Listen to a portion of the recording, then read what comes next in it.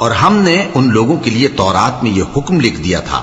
کہ جان کے بدلے جان، اور آنکھ کے بدلے آنکھ، اور ناک کے بدلے ناک، اور کان کے بدلے کان، اور دانت کے بدلے دانت، اور سب زخموں کا اسی طرح بدلہ ہے۔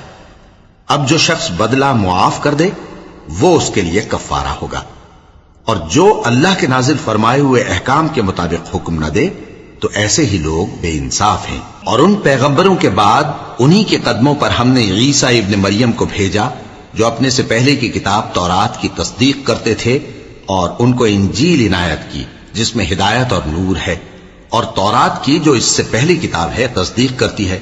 اور پرہیزگاروں کو راہ بتاتی اور نصیحت کرتی ہے۔ اور اہل انجیل کو چاہیے کہ جو احکام اللہ نے اس میں نازل فرمائے ہیں اس کے مطابق حکم دیا کریں،